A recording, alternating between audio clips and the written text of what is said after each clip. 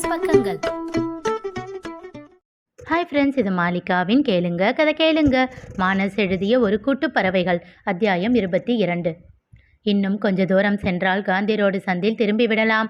ஆனால் அதற்குள் இந்த வாகன நெரிசலில் மாட்டிக்கொண்டாயிற்று என்று சலித்து கொண்டாள் மிருணாளினி.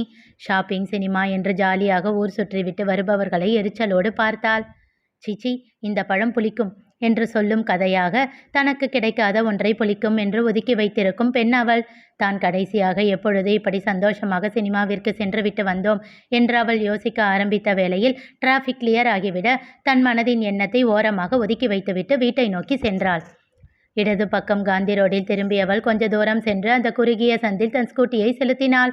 4 வீடுகள் தள்ளி 5வதாக இருந்த அந்த வீட்டின் முன் ஸ்கூட்டியை நிறுத்தி காம்பவுண்டின் கேட்டை திறந்து வைத்து ஸ்கூட்டியை தள்ளிக்கொண்டு உள்ளே சென்றாள். கேட்டை இழுத்து மூடி பூட்டிவிட்டு ஸ்கூட்டியையும் நன்றாக பூட்டிக்கொண்டு பக்கவாட்டில் இருக்கும் படிக்கட்டை நோக்கி சென்றாள்.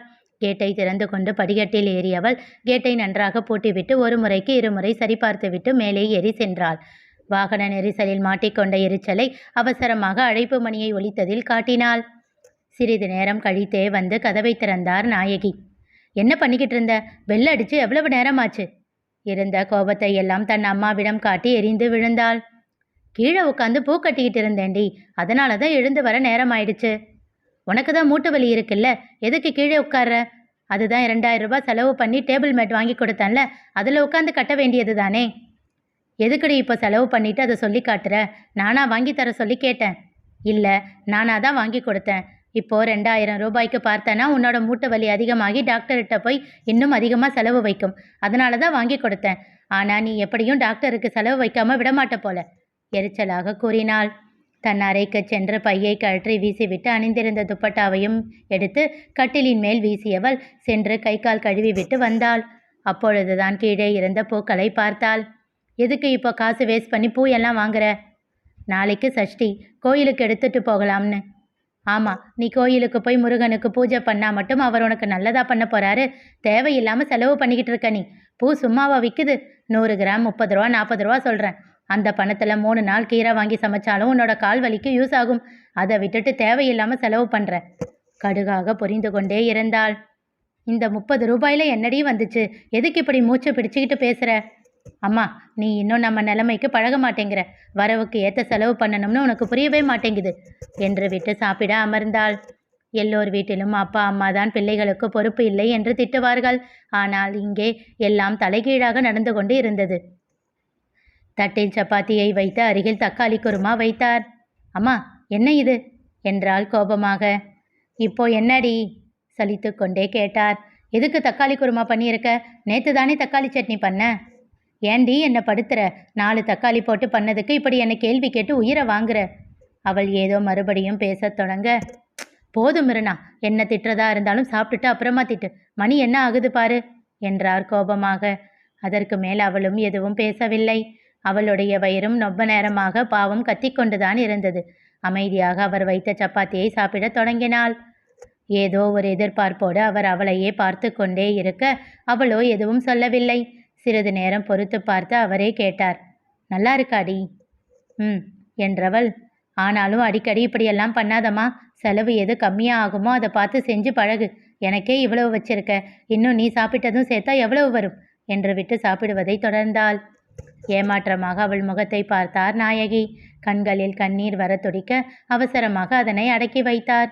முதலில் புலம்பிக் கொண்டே கோபமாக சாப்பிடத் தொடங்கினாலும் போக போக அதன் ருசியில் மெய் மறந்து ரசித்து சாப்பிட ஆரம்பித்திருந்தாள் மிருணாளினி. அதை கண்டவர் மகிழ்ந்து போனார். அவளுக்கு சப்பாத்தி தக்காளி குருமா என்றால் அவ்வளவு இஷ்டம். ஆனால் அதை கூட சாப்பிட இவ்வளவு கணக்கு பார்க்கிறாளே என்று வருத்தம் கொண்டார்.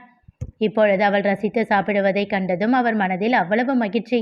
காலையில் மிச்சம் என்று ஃப்ரிட்ஜில் எடுத்து வைத்த தேங்காய் சட்னியையும் ஆவக்காய் ஊறுகாயையும் தொட்டுக்கொண்டு அவர் சாப்பிட்டு விட்டு செய்திருந்த குருமா மொத்தத்தையும் மகளுக்காக வைத்திருந்தார். அவள் சாப்பிட சாப்பிட இன்னும் தட்டில் வைத்தார். போதுமா என்றாள்.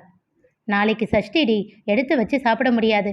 என் தங்கம் இல்லை, காலி பண்ணிடு என்று சொல்லிக்கொண்டே குருமாவை மொத்தமாக வடித்து அவள் தட்டில் பரிமாறினார். அம்மா, இப்போ எதுக்கு இவ்வளவு செஞ்ச? கொஞ்சம் கம்மியாக செய்ய வேண்டியது தானே என்று சலித்து கொண்டாலும் மொத்தமாக சாப்பிட்டு விட்டுதான் எழுந்தாள். தன் அறையில் கணினியின் முன்னே அமர்ந்த வேலை பார்த்து கொண்டிருந்தவளின் அருகில் வந்து அமர்ந்தார் நாயகி. மிருணா, என்ன உன்கிட்ட ஒன்று கேட்கணும். தயங்கியபடி கேட்டார். கேளு. நம்ம சந்திரன் மாமாவுக்கு 60ஆம் கல்யாணம் நாளைக்கு. அதுக்கு என்ன? நான் போயிட்டு வரட்டுமா? மெல்லிய குரலில் பயந்தவாறே கேட்டார். அதெல்லாம் ஒன்றும் தேவையில்லை, பட்டென்று அவளிடம் இருந்து பதில் வந்தது. இல்லடி, அவங்க பொண்ணு நேரில் வந்து பத்திரிக்கை வச்சு அழைச்சிட்டு போனாங்க. அதுக்கு? யாருமே வேண்டாம்னு இப்படி தள்ளி இருந்தா எப்படிடி? யாருமே வேண்டாம்னு அர்த்தம். இப்படி விதண்டாவாதம் பேசிக்கிட்டு இருந்தா எப்படி மிருனா? உன் கல்யாணத்துக்கு அப்புறம் யாருமே வரமாட்டாங்க. நிமிர்ந்து அவரை ஏளனமாக பார்த்தவள், கல்யாணமா? எனக்கா? முதல்ல அப்படி ஒன்று நடந்தா பார்க்கலாம் என்றாள். அதை கேட்டதும் அவர் உள்ளம் பதறியது. ஏண்டி இப்படியெல்லாம் பேசுற? நான் தான் உனக்கு மாப்பிள்ளை பார்க்குறேன்னு சொல்கிறேன்ல, அப்புறம் என்னடி? ஆமாம், அப்படியே மாப்பிள்ளைங்க எல்லாம் கியூ கட்டி நிற்கிறானுங்க. நான் மாலையை எடுத்துக்கிட்டு போய் சுயம்வரம் மாதிரி எனக்கு பிடிச்சவனுக்கு மாலை போட்டு கூட்டிகிட்டு வர வேண்டியது மட்டும்தான் பாக்கி. ஏன் ஏன் ஏன் என் பொண்ணுக்கு அழகில்லையா, அறிவில்லையா, படிப்பில்லையா?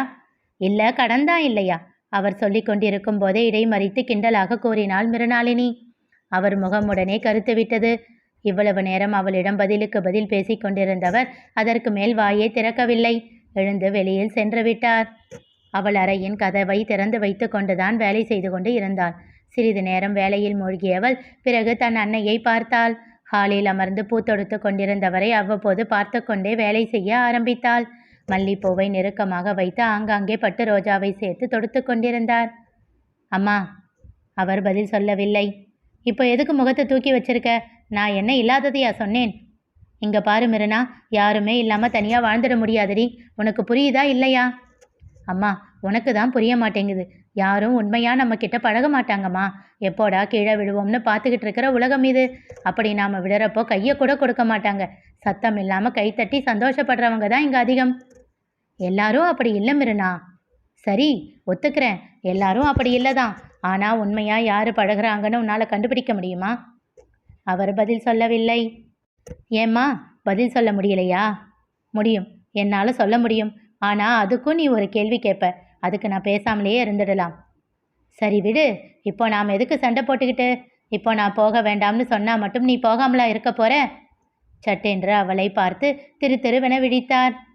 நான் இந்த பக்கம் ஆஃபீஸ் போனதும் நீ இந்த பக்கம் சத்தம் இல்லாமல் கிளம்பி போயிட்டு வருவதானே என்றாள் செல்லமாக முறைத்து கொண்டே. அவர் இழித்து வைக்க, அப்புறம் எதுக்கு என்கிட்ட கேட்குற என்றாள் கோபமாக. உன்கிட்ட கேட்டு நீ சம்மதம் சொல்லி போனா நான் நிம்மதியாக போயிட்டு வருவேன். இல்லைனா மனசு அடிச்சுக்கிட்டே இருக்கும்டி. அவரை முறைத்தாள். சரி சரி, என் செல்லம் இல்லை என்று கொஞ்சினார். அதில் சின்னதாக புன்னகைத்தாள். இமைக்க மறந்து தன் மகளையே பார்த்து கொண்டிருந்தார் நாயகி. எப்போதேனும் அத்திப்பூத்தார் போல் புன்னகைக்கும் அந்த நொடி அப்படியே உறைந்து விடாதா என்று மனதிற்குள் கடவுளிடம் வேண்டினார். பூவை தொடுத்து முடித்தவர் எழ முற்பட்டார். தரையில் கால் மடக்கி அமர்ந்திருந்ததால் எழ சிரமப்பட்டு கைகளை தரையில் ஊன்றி தடுமாற்றத்தோடு எழுந்தார்.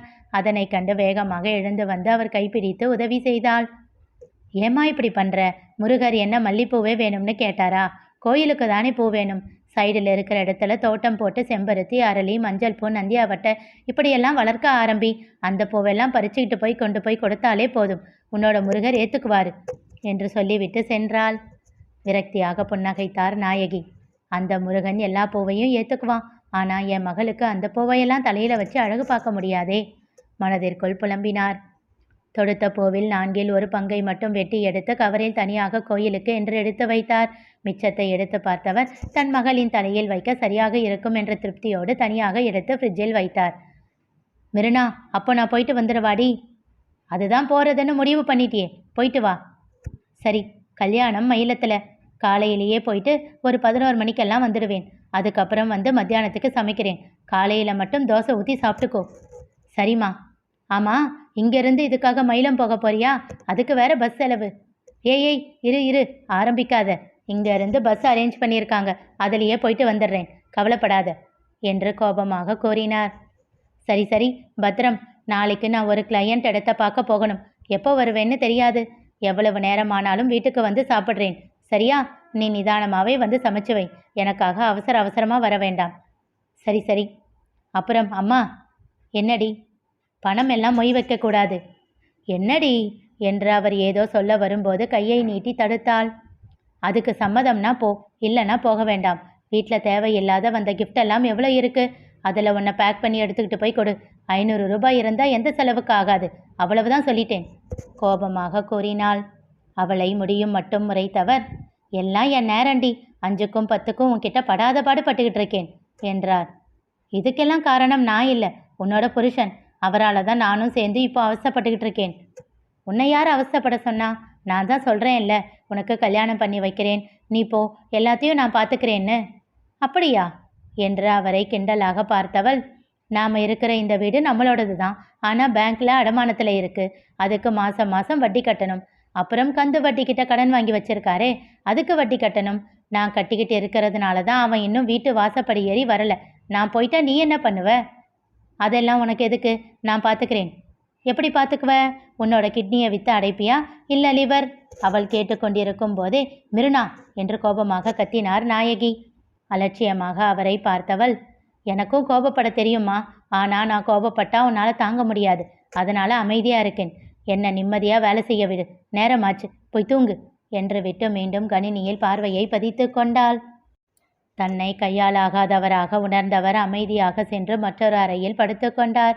வெகு நேரம் தூக்கமின்றி கண்கள் மூடி படுத்திருந்தார். பிறகு எழுந்து நேரத்தை பார்க்க அது 1 மணியை தொட்டிருந்தது. மெதுவாக எழுந்து இரவு விளக்கையும் ஃபேனையும் அணைத்துவிட்டு தன் மகளின் அறைக்கு சென்றார்.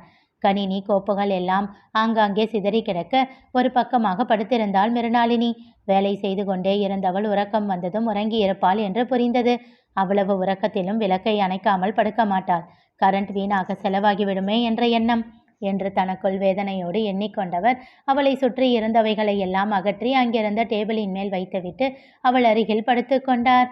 தன் மகளின் முகத்தையே பார்த்து கொண்டிருந்தவர் மெல்ல அவள் கையை எடுத்து தன் இடுப்பில் வைத்து கொள்ள உறக்கத்திலேயே அவரிடம் நெருங்கி நன்றாக அணைத்தவாறு படுத்து கொண்டாள் மிருணாளினி.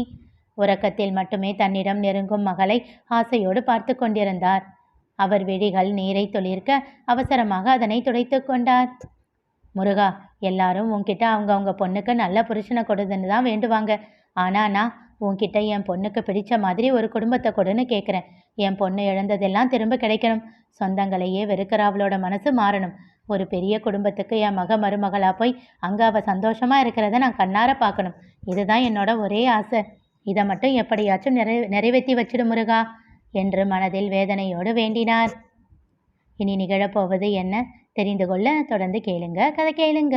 மீண்டும் சந்திப்போம்.